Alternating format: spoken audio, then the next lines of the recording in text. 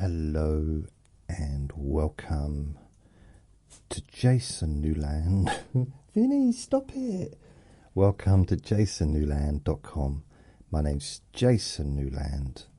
Please only listen when you can safely close your eyes. I have little Vinny, the cutest Jack Russell in the whole world, sitting behind me. But it's okay, because you don't need complete silence for this. This is going to be a relaxation for stress, anxiety and panic attacks recording. And on these podcasts, on this podcast particularly, I focus on techniques sometimes. Sometimes I do a big long recording. Other times I do a technique which will be something that you may find useful. So, it's all, the way I see it is test it and see. If it helps, great. If it doesn't, then the worst case scenario is you feel a little bit more relaxed, and maybe you've wasted a bit of time listening to my exciting voice. Maybe. So,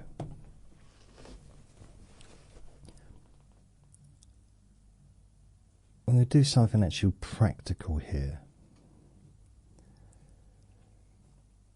So all we're going to do is basically practice getting back to our center.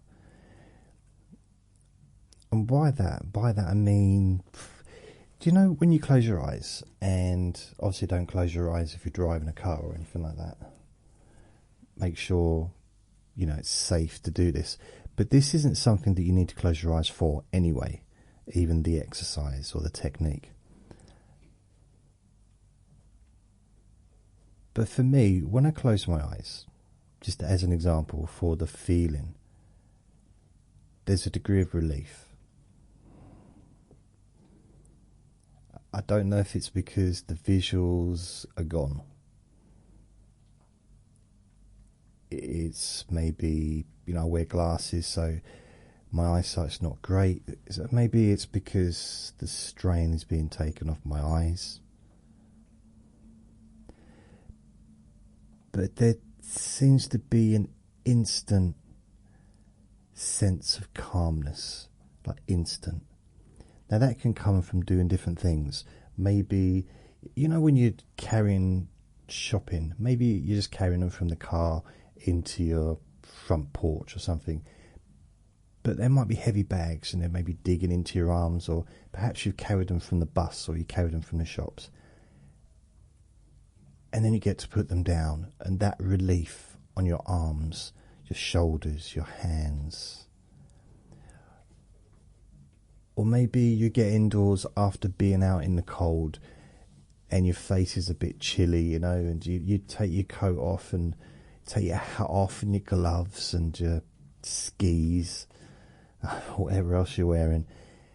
And there's that sense of comfort just from that small action of making a change. Or if you've been on your feet all day, or you feel like you've been on your feet all day and you sit down. So that's the kind of thing I'm thinking about. Or maybe when you first go to bed at night, or you're going to have an afternoon nap, you just lie down and the feeling of your back stretching and being supported by the bed, not having to use your eyes or your ears or your mouth, not having to do anything, just being still for the sake of it. So you might have your own version of this. Maybe it's closing your eyes. Maybe it is sitting down. Maybe it could be standing up. Maybe you feel relaxed when you stand up. It could be lots of different things. I have a friend when the only time he really ever relaxed was when he was dancing or moving, physical movement. So we're all different. That's why you can have your eyes open for this. So regardless of what you're doing, I mean, I don't advise doing it when you need to concentrate. So only listen when it's safe to close your eyes. So if you're sitting in a chair, you don't have to have your eyes closed. But don't do it if you're landing a helicopter or something like that, or driving a tank. I don't know, whatever. So, or trimming a hedge, because that could make a right mess. I don't know. I'm thinking of hedge trimming today for some reason. It's about that time when the hedges start to get trimmed, in the early spring. It just seems to spend ages doing it.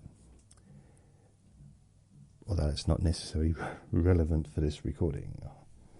So, I'm just going to move my chair back.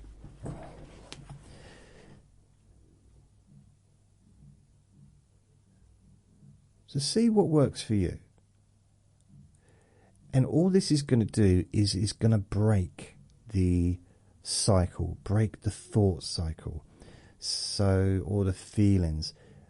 For example, if things are getting a bit overwhelming, too anxious, stressful, whatever, I can close my eyes and automatically my shoulders just seem to drop. And I yawn. I notice that when I yawn, maybe you notice this too, is there's a degree of stress being released out of my body, and with my eyes closed I can just, it's a break from thinking, and it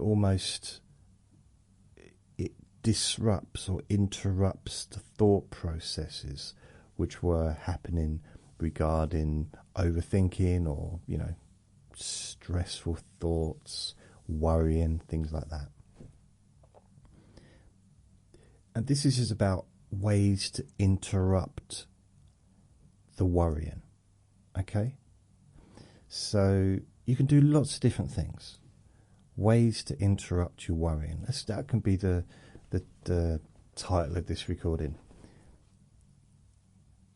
And it doesn't matter what it is. Does not matter. I mean, you could be juggling.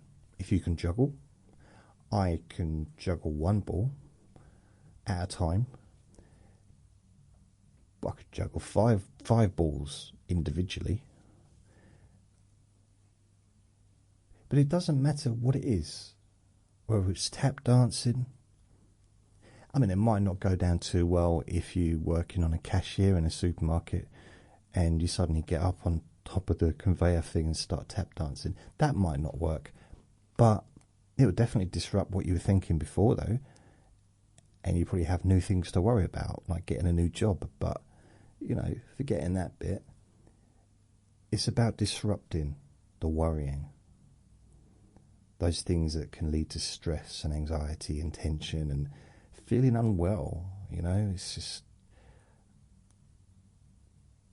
I think as I get older, I realise that I just wonder how much time have I wasted worrying about things over the last years, however many, 20 odd years or whatever.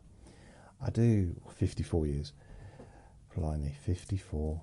I'll be 55 in August. And no, I don't sound it, I know. 55. Right, I need to disrupt that worry, the worrying of getting old.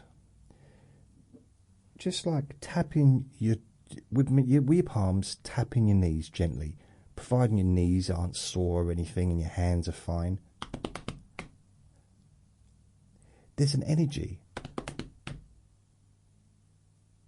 That energy, I can feel that energy in my knees and in my palms, moving up my arms, moving down my legs, and almost moving up my spine. I can feel my back feels different. Just with that minimal movement. So what I'm going to do, I'm going to try and think about something that I'm worried about, really, and I'm going to do something different. Just a physical movement. I want to have my eyes open when I do this. So this is something that you can do as well. Just test it. It's all about testing. This is like a banquet or like a buffet. Probably more like a buffet. That would suit me. I don't think banquets are really in my lifestyle. But a buffet. Choose something. If it tastes horrible, you know, if you've got a sausage roll, you eat a sausage roll. If it don't taste nice, you just put it back on a plate, don't you? No, you don't. But you don't have to eat it. It's not like you've committed to a whole meal, a whole plate of sausage roll. You know, just one little sausage roll, finger food. And if you don't like it, you just, you know, move on to the next thing. If it doesn't work for you. So I'm going to do another one. So let's have a look. I'm thinking of, I'm worried about, I'm not going to tell you what it is, but I'm going to think of something. No, it's not going. Vinny's so rude. He said, is it your bald patch? Are you worried about your bald patch, Dad? No, Vinny, shut up. You should be. Hey.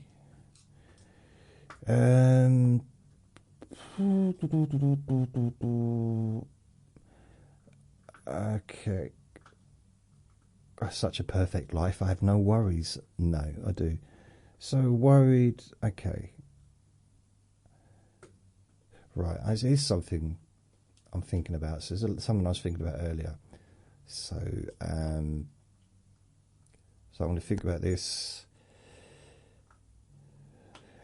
Okay. It's a financial thing, so it doesn't feel great. Yeah, okay. So what I'm going to do now is...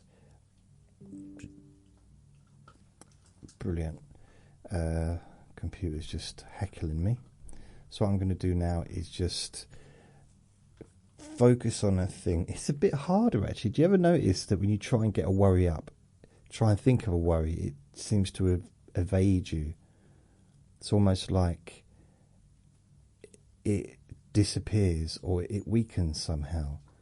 Just by listening to this recording, some of those worries that were there before in your mind have somehow just lost their grip. It's weird. It's just strange how things, the strength of something just loosens. And there's no real explanation why you feel different. But you feel different. It's just like, okay. And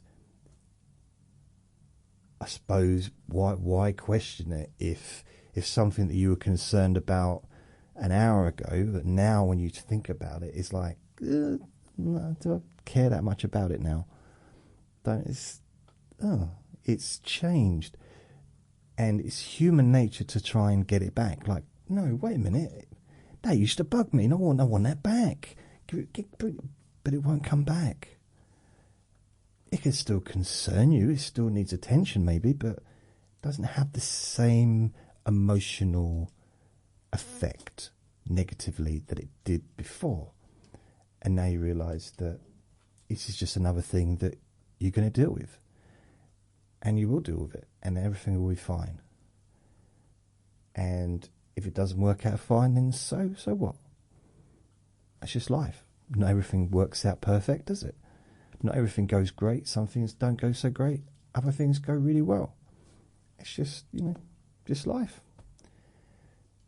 And it's weird when you get that mentality. It's like, but that contradicts how I was thinking before.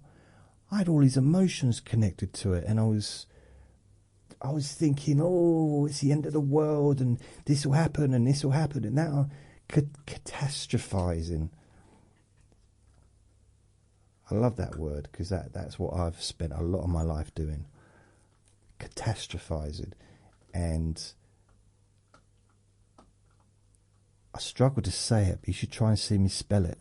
No. No. And it's kind of like, okay, something's changed. But you can do these different things that can interrupt the process of the worrying. So I'm trying to think of that thing that I was worried about before, but I can't seem to get it back, to be honest. it was about the electricity and gas bill, but now just like it's gone from being to which is a bit strange. Okay, let's think about something. And it could be something really serious as well that is out of your control. Because I think some of the things we worry about, I know as a human, well, I'm kind of a human, is the worrying about things that we have no control over. Which means there's no point. Because it's not going to help. It's just can't, can it? It's just like literally, if we can't control everything in the world, and I don't think I'd want to. Because imagine if you had to control every single aspect of your life, like everything, have everything planned, and you do all yourself, you'd have no time to eat. There'd be no time for chocolate or for watching television. Anyway, so let me try and think of this thing that I want to think about. Let me think. So you can maybe think about something as well. So this is something that's out of my control, completely out of my control. And I'm concerned, and I'm still going to be concerned. That's not going to change. It's not going to. I'm not going to stop caring about that situation, but worrying about it. And I am worried about it at the moment. So let me just think. Well, the weird thing about it is, then when you focus on the thing that you were worried about before, it seems to change when you realise that caring about it and being concerned about it is not the same as worrying. The worrying part is just an addition, which has been, I can say it's been added on. We know what an addition is. Thank you. But unnecessary. It's natural, but it's not necessarily useful. Yeah.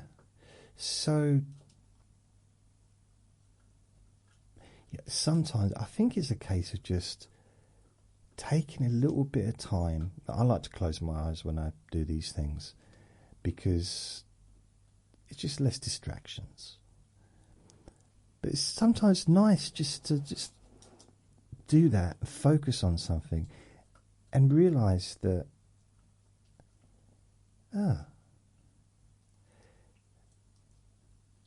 there's a technique I used to do when I was about 18, 19, 17, 18, and I realised, maybe I was 19, 20, 18, I don't know, but I realised that I was standing on the pier where I used to live, and I needed a job, I had nowhere to live, everything was like a bit weird, all up in the air, and I was 18, I think. And I was catastrophizing, still couldn't spell it then either, struggled to say it sometimes. And then I realised that this is not the first time that I'd been in that situation. And it wasn't the last time either. And I thought back to a year ago, a year previous when I was 17, and how I'd been in a situation where I was homeless, and when I didn't have any money, no job, didn't know what I was going to do, and it all worked out. And here I am a year later. Now, technically, you could say, well, it wasn't much of a success because here I am a year later, homeless again. But no, that wasn't. I realise that. It sounds a bit silly. But what I got from that is it does, up to like 2 months ago, I was fine. Just circumstances happened. So I was like, okay, things do work out. And this is with my teenager brain. And I thought, I know what, if I go forward a year, in my mind and then look back on this. Because even when I was 18, looking back on when I was 17, the 17 issue then didn't seem really that bad anymore. It like, oh, I don't know why I worried about that. I was still in that kind of worrying about what's going to happen now, but then I went forward in time and imagined where I was going to be. You know, just doing a job, having somewhere to live, and looking back a year to this moment, standing on the pier and realising that, what was I worried about? Things always work out, not always how I want them to work out. Not everything goes perfectly, very little goes perfectly, to be honest. But it all works out in the end, because you can't stop but go forward. That's the timeline we're in. We go forward. Constantly moving forward in time. And when I got my head around that, and I thought, you know, maybe I'll have a kebab to celebrate. You know, I like to celebrate little thought patterns I had back then. And I felt a little bit better, because I kind of interrupted the process. But another thing I did, I started singing Blame It on the Boogie, which is a bit random, but Michael Jackson song, or the Jackson 5, or the Jacksons. You know, get no loving, that one. Blame it on the sunshine, blame it on the moonlight, blame it on the moonlight, blame it on the boogie. And I was singing that, and it disrupted the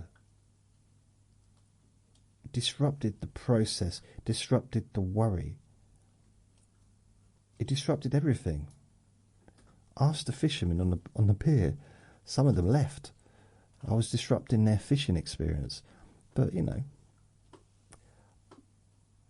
if you can't go to the end of a pier and sing a Michael Jackson song, what can you do in life?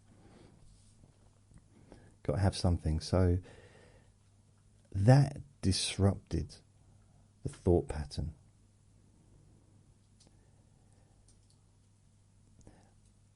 And I discovered that was a technique that not necessarily is always useful.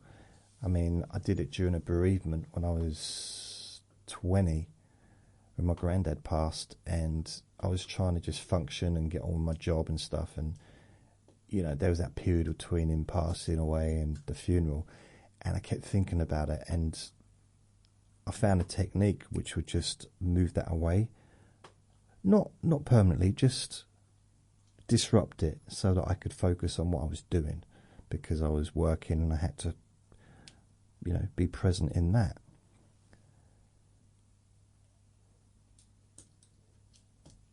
But I think a disrupting technique can be anything. It can be just standing up if you can, or sitting down, or moving your feet, rubbing your hands together. You know, just tapping your hands on your knees like I did earlier. Another thing, I mean, these are disruptors. That's this whole thing is disrupting worry, or disrupting techniques for worry. Something I find is useful, because, you know, when we disrupt the worry, we then reduce the stress levels and the anxiety, and the less anxiety and stress is there, then the more relaxation is there. It's just, there needs to be one or the other, and relaxation moves in, and you feel calmer, and you realise that that's a nicer feeling. It might not be familiar, it might feel a bit alien even, but it's nicer. It's a nicer feeling to just feel calm and relaxed, even if it's just for a short period of time. Even if it might be a novelty, you might just do it as a joke. Allow yourself to feel relaxed. Just for a jolly. You might like it. You might enjoy it. It might actually be something that you start to decide more is welcome into your mind and into your body. More comfort, more relaxation, which then pushes out all that other stuff, because they can't all be together. You can't be fully relaxed and stressed at the same time. It's just not possible. You can't be fully relaxed and also be worrying. I hope you like the sound effects I got in the background. That's a disruptor. It's trying to disrupt my focusing on this recording by eating a bone really loudly. He was making no sound at all before I started this recording. I'm serious. He's just so calm, relaxed, chilled out, and as soon as I set the microphone up and I start talking, he starts making noise. And guaranteed, the second I say goodbye, he'll put the bone down and just come up to me and start staring at me. Like he wants he wants to be rewarded. He wants to be rewarded for me, for, I don't know, accompanying me with a nice background sound of crunching bone, maybe. It's actually not bone, it's another material, but he does like them. So, there's lots of different ways to disrupt the feeling, and sometimes it has an effect. Oh, we need some water drinking sounds now.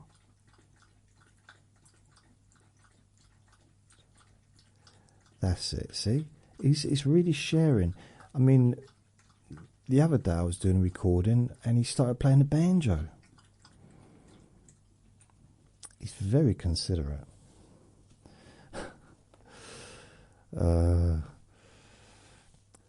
So,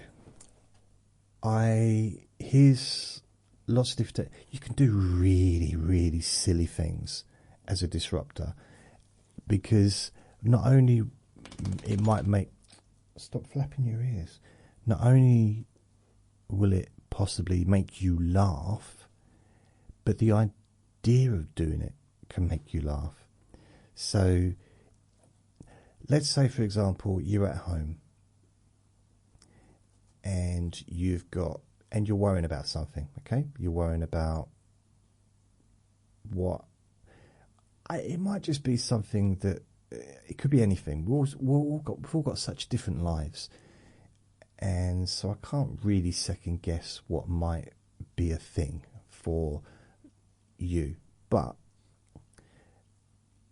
something you could do is do a little dance. Okay, if you're at home, there's no one else around. Well, if there's other people around, but family, whatever. But just imagine you're on your own. You could get up, do a little dance. Or just do a dance in your chair and wave your arms around, and just all kinds of stuff. Just imagine you're dancing, and well, you are dancing, and you can be as extravagant as you want. Maybe, if you want to make it really funny, is dress up. I don't mean like spend hours getting ready, but if you've got not a wigwam, it doesn't matter, whatever it is. It could be something, flippers for your feet and maybe a snorkel. I don't know if that's what you wear to dance in. That's what I wear, but we're all different. A little gas tank, and gas tank's oxygen tank, isn't it? I used to keep making that mistake when I was a snorkeler, when I was a deep sea fisherman, diver, or whatever. No, oxygen, not gas. Okay, blimey. What's he talking about? No one knows. So you can do that at home. You can even set up a really extravagant situation and have this costume, even take it with you. If you can like pack it up into a little bag, not in the bottom of a bag that maybe you're using anyway.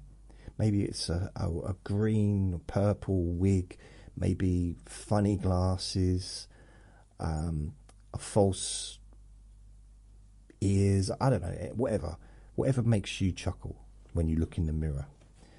I'm lucky, I just look in the mirror as I am now, and that's funny. So I've already got a fake nose and funny ears, and it looks like I've got fake glasses as well, but it's actually my face. So, did you get your face from a joke shop? Someone once asked me, and I said, well, see, I didn't know what to say. I was very embarrassed. I was embarrassed for what they said, and I was embarrassed because I didn't have a comeback. And that was about 3 years ago, and I still haven't thought of a comeback. I tell you one thing that was weird. I went to a second-hand shop. This is like a charity shop. I think it was the Heart Foundation. And I was just looking for some books, because I kind of collect books, anything on like hypnosis or, those kinds of stuff. And this man comes into the shop. He's got trousers on and very well dressed, That's not really relevant to the story. I mean, if I tell you he's got a limp, is that relevant? He had a tuna fish sandwich in his back pocket.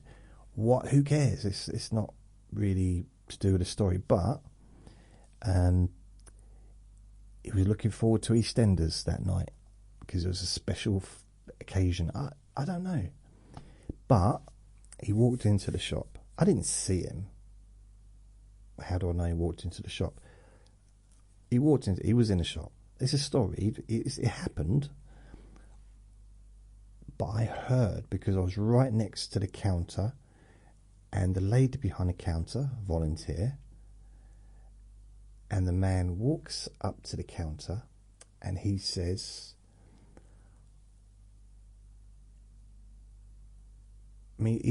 I kind of look over and he's sort of holding his trousers up a bit. It looked like they're falling down a little bit. Anyway, he says to the lady, do you sell braces? Do you have any braces? Like trouser braces, not for your teeth. He didn't say not for your teeth, but I'm trying to explain to you, it wasn't those kinds of braces. It was the ones that hold the trousers up, that go over the shoulders, those kinds of braces. And the lady behind the counter, so he says, he's holding his trousers up, and he's saying, do you have any braces, any trouser braces? And the lady looked at him, very seriously answered, I'm afraid we don't, but if you turn left out of this road, go down the end, I think they sell them in the joke shop.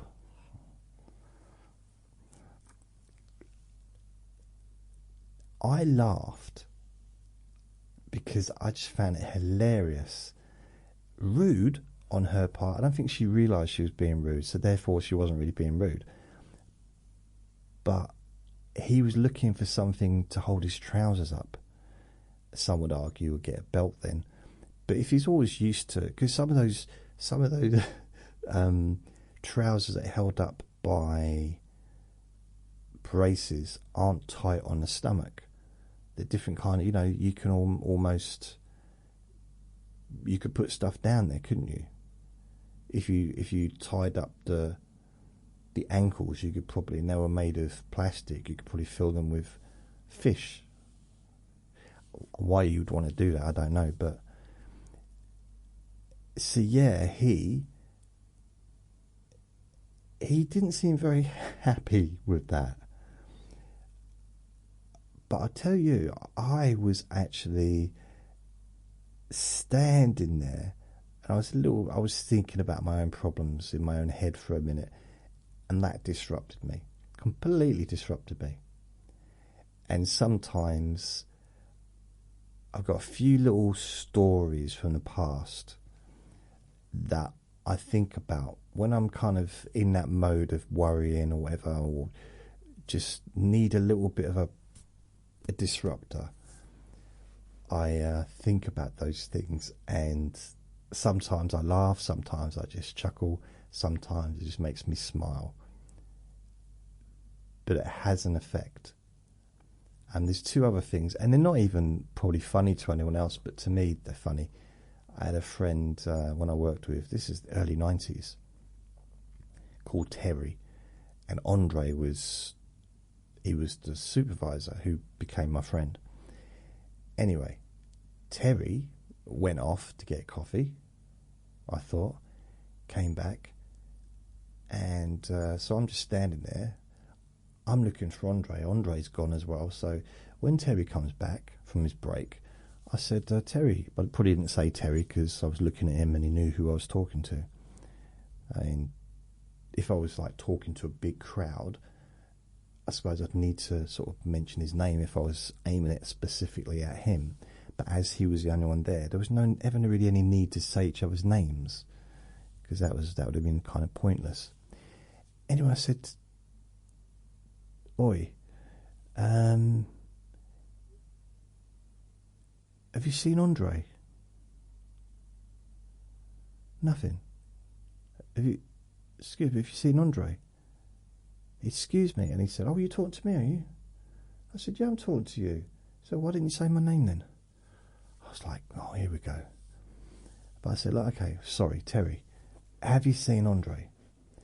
And he said to me, looked at me and he said, very seriously, yes, I have, Jason. I just passed him in the toilet. Now, I had the image. Now, Terry was quite a big lad. It's very stocky. I just imagined him pooing out Andre. This is another human. This was a human Andre, not my Andre that I used to, my ferret. So it was just a weird image, and I could not stop laughing. Yeah, I just passed him in the toilet. Because you pass something in, you know. But what he meant is he was coming out of the toilet and Andre was going into the toilet and they passed each other. So that's one of my funny stories. I say it's probably not funny to anyone else, but to me, it's less funny after, about 300 years. But it still amuses me, just because it's so silly. And then there was another one where my friend downstairs, he opened a window because his neighbour opposite was doing the lawn, but he was cutting the lawn outside my friend's window, which was like council property, but it was doing a nice thing. But my friend said, he opened the window and said, listen, I suppose you could stop doing that, could you, for a little while? And the neighbour said, why, what's going on? And he said, oh, I've only just got him to sleep. And he pointed, so the neighbour looked in the window, and there was a fully grown man asleep on the sofa. Another one of my neighbours that I know. And it's funny if you know him, but that person must have thought that he was talking about a little baby or a little kid, or but this is a fully grown, 35-year-old man, 40-year-old man or whatever, asleep on the sofa. And the way he said, I've only just managed to get him off to sleep. And I don't know, it just made me laugh. So yeah, it's different. We've all got our own little stories, our own little adventures, the little things that tickle us. So maybe you can think of some of those things of your own experience, things that you've been told about other people, or those stories that are just make you chuckle when you think of them. It can even be something you've seen online that you just find funny. I mean, there's a video that's doing the rounds, and it's been around for a while. But I laughed a lot when I first saw it, but then it still makes me chuckle a bit. It still makes me smile when I see it. And it's Mick Hucknall singing, and he's about to sing. It's all the music. Do do do do do do do. Is it stars or whatever? Anyway, he starts to. The headline is Mick Hucknall from Red. No, Mick Hucknall from Simply Red. Has still got it, and he's like, the music's playing, then he starts singing, but instead of his normal voice, it's just him going like that, and it's just funny because the fact is Mick Hucknall has got an amazing voice even now. It's like, but it's just so silly. And there's another one, a video with, and I think of those things, and it just changes the way I'm feeling, just in an instant. Sometimes it just needs. I think it's like an iceberg, you know. You just need a little crack in it, and the whole thing can go. Or you can have a table. This is something that I used to use as an analogy when it was making changes with either counselling or psychotherapy or with hypnosis. And sometimes these things, these issues, these worries are really heavy. They are heavy sometimes. And they're like a big, heavy tabletop, like made of huge, really heavy wood, almost like the size of a tree, the weight of a tree. But they're held up, and they can't be held up by just two legs. So in order to hold these up, we've had to create hundreds, if not thousands of legs to hold that up so it doesn't fall down. So it's been built up into something much bigger than it originally was through worrying about it. The thing is, you don't need to knock all of the legs over. You don't need to knock them all over in order for the whole thing to go down. Just a few of the legs sometimes can be all you need for a little bit of a wobble, and then bang, it's gone. And once it's gone, once it's fallen over, you ain't getting it back up. So it might have taken years to build that emotion, that feeling, that worry, that concern, that painful feeling. It might have taken years to build it up to that level, and once it crashes down and splits into a 1,000 pieces, you can't go back to it. You can't get it back anymore. It's gone. And I quite like that analogy. Again, I can't spell the word, but I like analogy, like it. So sometimes even imagine if you pick yourself a really weird costume, something that's really light. Take it with you when you go out. So if you're sitting on a bus or on a train or at work, in the dentist office, you know, waiting to be seen, doctor's surgery, wherever, and imagine yourself like, okay, I know how to disrupt this worry I've got.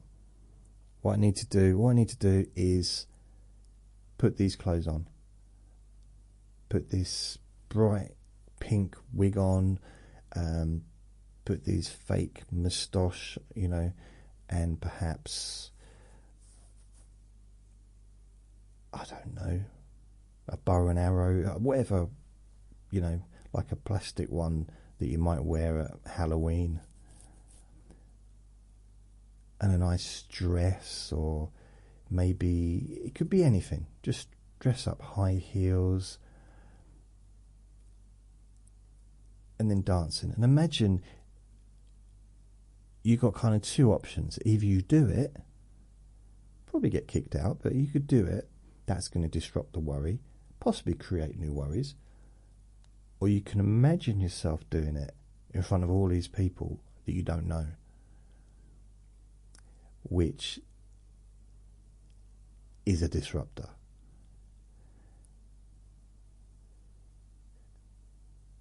So if you think quickly, what would you, it'd have to be quick, it can be slow if you want, but if you think about something, a costume that you would never want to wear in public, but it would be highly inappropriate. It can even be it can be funny, it could be sensual, it doesn't matter. But something that you would never wear in public, but something that you'd only ever do in private, you'd only wear in private. Or even if it was as a joke, you would only wear it in private. It's just like maybe a joke between you and your partner, or you and your Jack Russell dog. I sometimes dress up as a bone. That was weird. I don't know why I said that. So you imagine thinking something that you're worried about, something that you've been concerned about, and imagine yourself dressing up like that and walking out the house. Maybe if you're working in an office, going into the toilet or the bathroom, whatever you want to call it, and then coming out, getting changed and coming out, and just sitting back down at your office desk like nothing's wrong, like, you know, like it's normal. I'm not saying it's not normal, but just, you know, like why is everyone looking at me? As if you don't even know. A little bit like, what's his name? Robin Williams, when he dresses up as a nanny, and he's keeps changing in that restaurant, going between tables, and he's dressing up as a nanny, then he's dressing up in his normal clothes, his normal general clothes. So he's got a business meeting with his boss, and he's spending time with his family dressed as a nanny. And he keeps going and changing, and he turns up, sits down at his boss's table, and he forgets how he's dressed, and he's just talking normally, and he's still dressed, partly as the nanny. And it's a really funny scenario.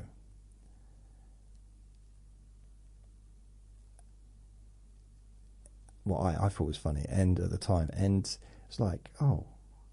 Or the Jim Carrey, I don't know which one it is. It's I think Pet Detective 2, I think, when he's spying on someone in Africa, but he's basically got a mechanical rhino anyway, and he can't get out. He's stuck in it, so he has to get out. The only exit other than the way he came in was from the bum. So he's basic. That's how he gets out. And I found it hilarious when I first saw it. And it's just little things like that. It can be a memory, something that you remember from a movie, or a song lyric, or a joke. And it can change, it can disrupt the worry. Disrupting the worry. And that's what this is all about. This is what this recording is about. It's giving you a few examples, but also the ball is in your tennis court, or whatever the saying is. It's up to you, because this is your life, and this is your thoughts, your mind, and you can choose. I don't know why my voice went high when I said that. You can choose what you think about, and it can change. And there's something quite amazing, I think, about the whole thing, how something can change relatively easily, and sometimes instantly, to the point where you may be thinking, well, why? That's something I notice a lot when I first started doing hypnosis with people, live, I mean, like one-on-one. It used to be for chronic pain relief. And the same thing happened every time. When I'd finished talking, and when I opened their eyes, they would try and get the pain back. Every single time. They couldn't understand why do I feel different now? Why do I feel more relaxed? Where's it gone? Why is it reduced? Even though they actually travelled to see me for that particular purpose, in order to reduce the discomfort that they were feeling. So when the discomfort did reduce, they still tried to get it back, because it was weird. It was just like almost unexplainable, even though we just sat there for like, I don't know, 45 minutes. They're sat with their eyes closed and I'm there talking absolute gibberish, I guess, maybe to some people. And I noticed that and I thought, you know what? That's interesting, really. It's like, why am I questioning it? If it feels nice, if it feels relaxing, if you feel and notice that the things you were worried about before have now miraculously, maybe seemingly reduced in a way that surprises you and maybe confuses you, maybe, yet you realize that you just spent, I don't know, the last half an hour or longer, I don't know how long I've been talking for, listening to recordings specifically aimed at disrupting worrying thoughts.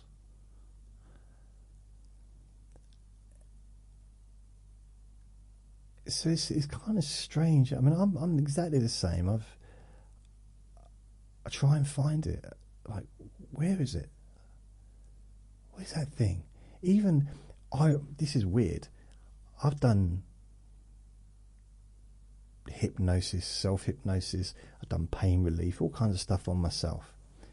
And even after I've done it myself, I still look for it. It's like, why am I looking for it? I don't want it. Why am I looking for something I don't want? What possible reason could there be? Why am I second guessing myself? Instead of just accepting it. You can just accept it. So it's just kind of, yeah, I guess that's just the human nature sometimes to, you can appreciate feeling different, but maybe, like everything we do in these recordings, it's testing it. And I guess it becomes, maybe, you know, some could argue it's harder to test when I try and think of something and it won't come up anymore because that thing's already melted. It's like I'd had all these ice cubes, you had them all in your pockets, but while you've been talking to me, or while I've been talking to you, while we've been listening to each other, or however you want to think about it, the ice cubes have melted. They're no longer ice cubes. They can't do what they once did.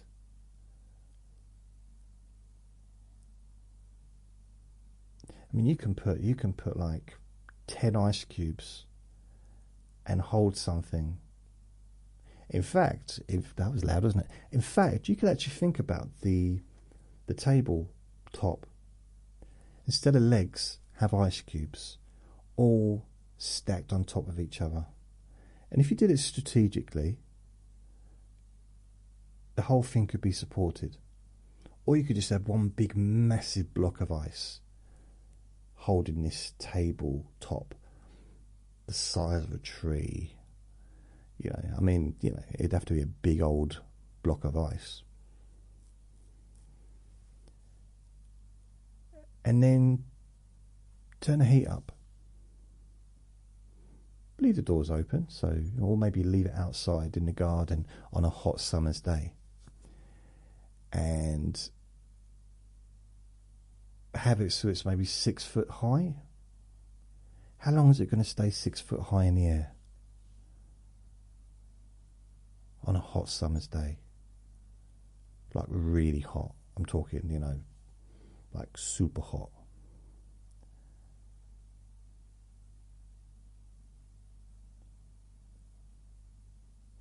So it's kind of weird the way things, they can't stay the same. Always changing. I suppose it's like the energy, isn't it?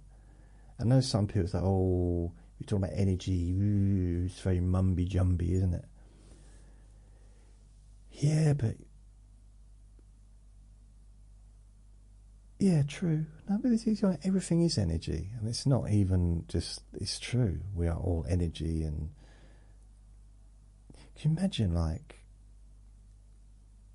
apparently the bloke who invented or discovered radio waves to be able to communicate with someone miles away without any cables or anything. His friends and family, when he told them, they tried to get him put into hospital to get tested because they thought he was losing his mind.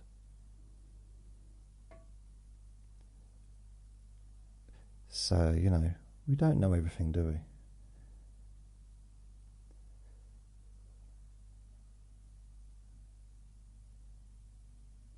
It's worth testing. Not the radio waves thing, but what other ways can you think of to disrupt any of those remaining worries? And how do you feel now? Even though maybe not everything I say comes across as being particularly serious,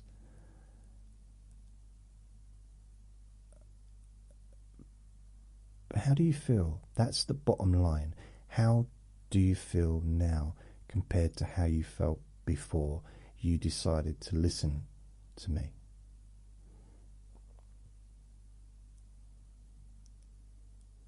Now, if you've listened to me before and other recordings, this will all seem kind of how I talk, how I do things. But if it's the first time, it might seem a bit strange, a bit of an unusual way to present a recording. But the end result is what's important. How do you feel? And please let me know. So that's the end of this recording. Thanks for listening, and remember to be kind to yourself because you do deserve to be happy. Be gentle with yourself.